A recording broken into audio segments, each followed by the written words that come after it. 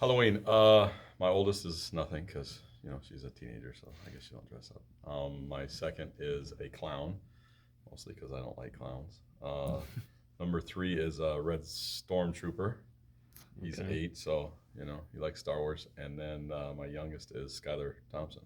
So picked an offensive guy, of course. So. At what age? At what age should a kid stop dressing up for Halloween? I don't know. I think they should be able to dress up whatever, man. It's just that age. Sometimes they're like, I'm not gonna do that no more. That cool age. I don't know what age that happens. It's different for every kid.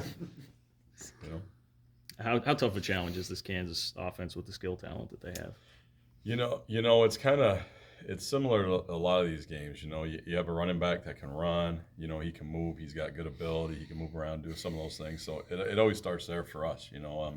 How good is the run game, and how many guys do we got to put in the box to stop it? And this one's a challenge. He's a guy that if you short it, he has the ability to hit a home run on you. So you got to pick and choose the times that you do short the run game, and you play some cover 2 stuff. But I think that they're good enough to hit home runs back there, and then they got a quarterback who can throw the ball and manage the game and do all those things, and they got enough speed on the outside to punish you if you consistently put too many guys in the box. So it's a balance, and you try to show them the same thing play after play and do different things at them, and hopefully they have to guess is what you're making them hoping, and then when they have to guess, hopefully they're guessing, at least they're guessing wrong half the time.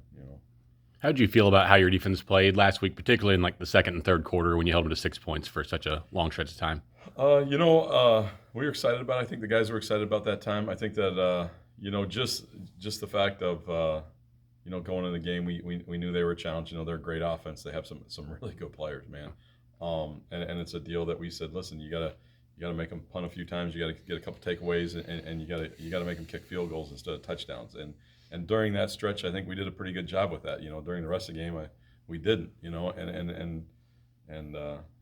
did a better job tackling them than a TCU, which was a good thing. But like you said, our guys believe, and they scrap around, and they try hard no matter what the situation is. So hopefully we can keep getting that out of them. You're tied for number 1 in the FBS with Ohio State, Penn State, and Kentucky, and allowing the fewest passing touchdowns so far this season. Is that a mentality? No, I think we've just been worse against the run at this point. Would be my guess against that. I think that's cool, and I think that that's something that the guys, and I think they are playing good pass defense. We had a chance to hit some guys last week and do all those things, but I think that we're giving up some yards against the run too. So I think people, when they come in, they look at it the other way. Hey, can we run the ball against these guys? We've been giving up some explosive plays there, especially with quarterbacks running around.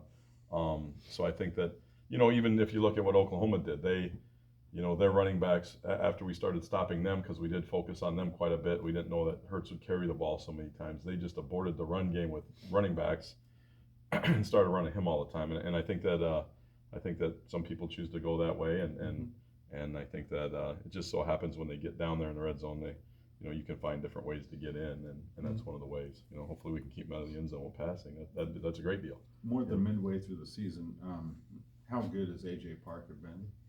He's been really good. He's been our best corner. We try to give him the best matchup. On most weeks. Sometimes we'll play him field and boundary. Sometimes we'll put him on a guy. Sometimes we'll put him. We generally give him the hardest job that we have on defense, and he's been holding up pretty good. I know that everybody's going to give up a play here and there.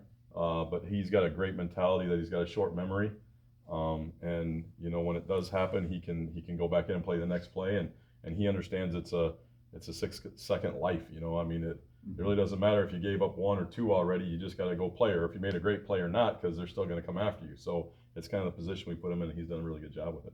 How stressful? How much experience do you have coaching against teams that are so heavy RPO like KU is? I think it's been something that's been sliding in and out for a little bit here. They've tended to go at the last couple weeks more, with the transition that they've had. But we try to get in a we tweak our defense a little bit as best we can. There's some things that are good to it and other things that are less good to it. So we try to keep ourselves away from the ones that you'd say, okay, hey, what kind of RPO game are they? We've been seeing RPOs all year. A lot of it's more outside breaking stuff, so it doesn't. With what we do, it doesn't really bother us. Okay, if it, if they get to some other things where they're going shots or whatever. And, a lot of stuff nowadays is, considered RPO, but it's also look, your corner's way off and you say, okay, they're not going to give up the fade, but I got a free 5-yard hitch. Is it a true RPO where I'm reading a guy to throw or give, or is it a pre-snap thing? And I think that they kind of do multiple. If they got a pre-snap key, he's way back there, or he's up, let's throw him the fade. After the snap, okay, we're going to go bubble. So if you cheat this guy in too far, okay, we can throw it. So those things, you just gotta be able to tweak it. And that's the same thing that we started with. Just try to give them the look where they'd say, okay, we think we got it. One defense, we're going to take it away. The next defense, they're going to have it. And so they have to be right. At least pre-snap, we're going to try not to show them too much. How stressful was that fourth quarter trying to defend OU in full comeback mode? Oh man, those are like the things that you say. You try to talk situational football with the guys, and you say, hey, either get scored on slowly, get the ball back, or make them kick field goals. That's really the whole game plan the whole day. And then, the first time that we went out there after we talked about like 7 seconds, it was like, CeeDee Lamb's a pretty good player, man. But it was stressful. It's one of those things, every game I think is stressful. Every game comes to that point where it's a tipping point, and if the guys keep battling, it's always fun. But I think all games have that point in it. Even the games that you win by a lot, there's that tipping point where you can go one way or the other. You give up a big play, they're back in it, or not. So but that game was pretty good because you don't want to let the offense down. They played a super game. Special teams did a great job too. They were balling.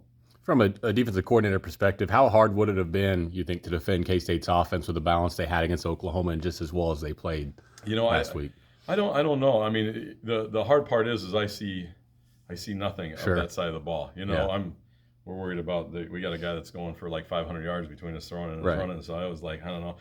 It sounded like, Mess said something about the stats was pretty balanced. I think that's hard. I think that it's hard when you get a team that's doing both to you, and you're really, it sounded like, and I don't know what it was, but when a team takes what you give them, that's the hard part. If you can, like we talked about, if the corner's way off and we had a fade or a hitch, and I can run the ball into a whole bunch of guys in the box or just throw the hitch, and you get 5 yards, it's still 5 yards. And if offenses are patient like that and they're willing to go 20 yards, or 20 plays to get that's really hard to defend. Yeah. It's the teams that get impatient, that take a shot and it's incomplete, and then you get a chance on defense to say, okay, now they're off schedule, or it's third and medium or long. Okay, now maybe the odds go back in our favor a little bit, and those are hard things to defend. Time for a couple more.